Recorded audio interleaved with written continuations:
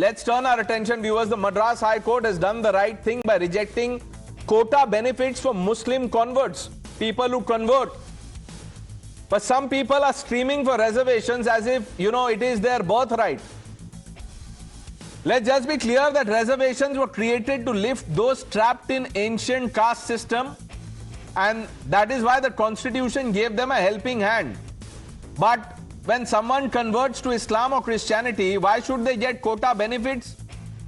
It's like they reject the caste system of their religion and convert. It ends there. Conversion, viewers, is a choice. You cannot eat the cake and keep it too, like they say. You cannot dump your old identity and for a new one, then run back and demand old benefits.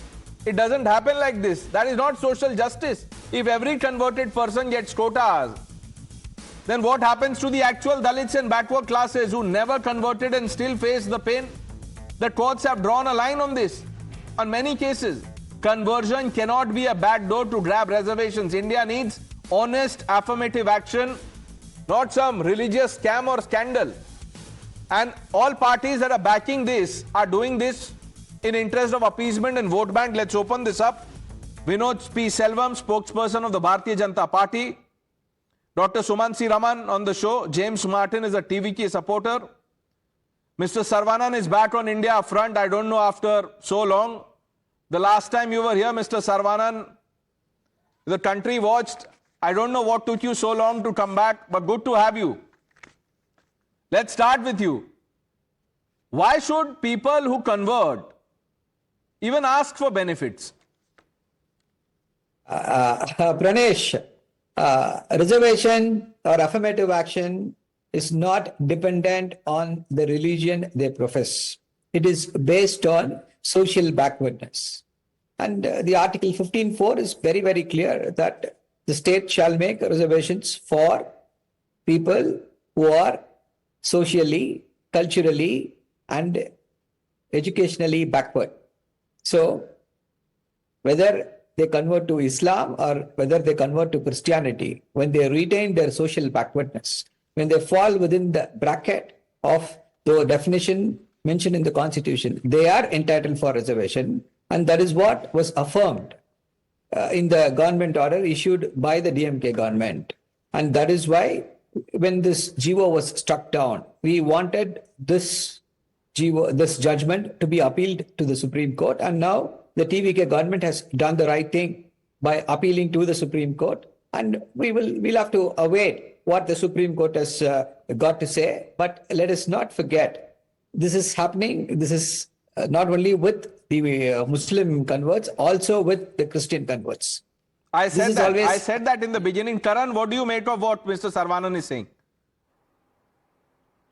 So let me bust Mr. Sarvanan's logic. What he said is right, that as per the Constitution, anyone, any class community that is educationally and socially backward, decided by a commission, can be eligible for backward class benefits. True. Now in Tamil Nadu, there are 7 notified backward classes amongst Muslims. 7, Pranesh. How does one, after converting, automatically become a part of these 7 only? I mean, look at this hypocrisy here.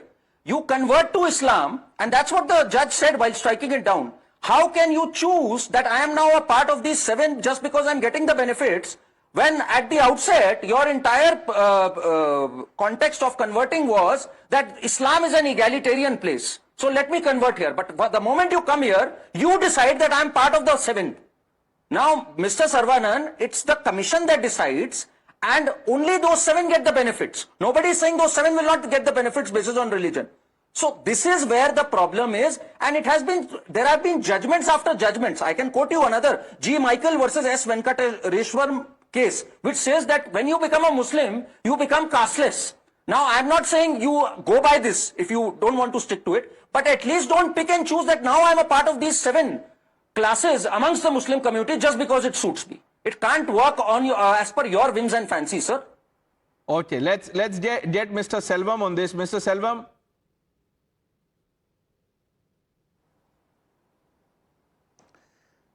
The TVK is just treading the same path which has been laid out by the DMK.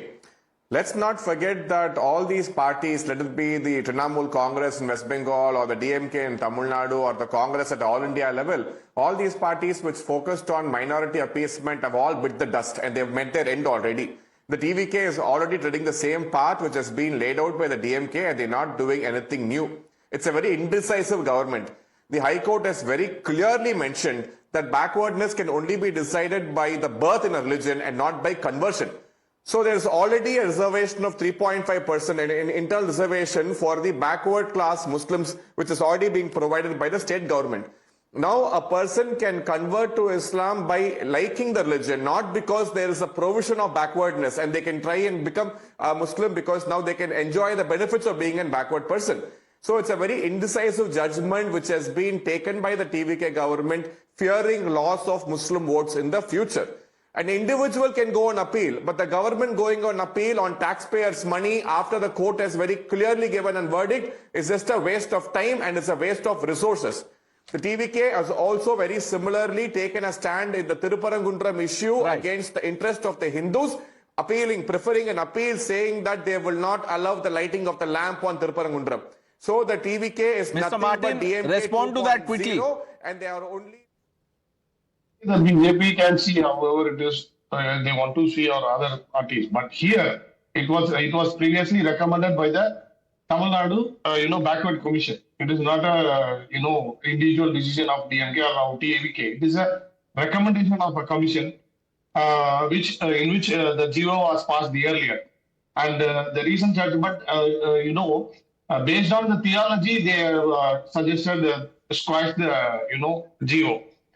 So the TVK government, following the path of the that is the tradition of the Tamil Nadu. No, forget that, Mr. Martin. Let me ask you, a simple question. It will be easier for you and the viewer. Does Christianity have a caste system? Yes, of course. In Tamil Nadu, it does. Yes. So it is equally discriminatory, you are saying? See, the Christianity in Tamil Nadu, even if the whole world, there is no caste system. In Tamil Nadu, like, as okay, let me rephrase that. Is caste system discriminatory? No, I don't think so. Wow. No. Mr. Saravanan? See, that's what. When people convert from one religion to another religion, especially from Hinduism to probably Christianity or Islam, they are not out of the clutches of the caste. Or rather, I'll put it this way, they are not out of the clutches of social backwardness as described by the Constitution, irrespective of their religion. If they are identified as socially backward, they are entitled for reservation. So that is why I again maintain it. That is why we are saying, please let these people who are allowed, see, and this social backwardness is not fungible. Just because you move from one religion to another religion, you will not become. Mr. Saravanan, is very simply this, sir. You can either pick quota or your religion or faith. You can't pick both. It doesn't happen like this, Dr. Raman. Look, Pranesh, I think if you read this judgment, it is actually a very logical judgment. All they are saying is, once you enter a religion, you must be part of a particular sub-caste or subsect of that religion that qualifies as backward. So, for instance, in Tamil Nadu, you have a large group of Muslims who are called the Labbais, who are a backward caste. Now, who are deemed to be OBC. Now, you have the Sayyids, you have the Sheikhs, you have the Boras, who are all classified under general category. They are Muslims, they are categorized under the general category.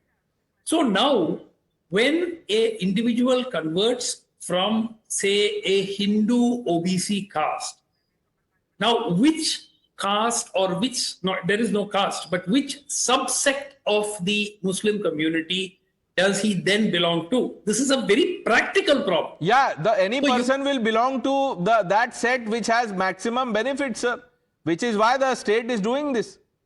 1 minute.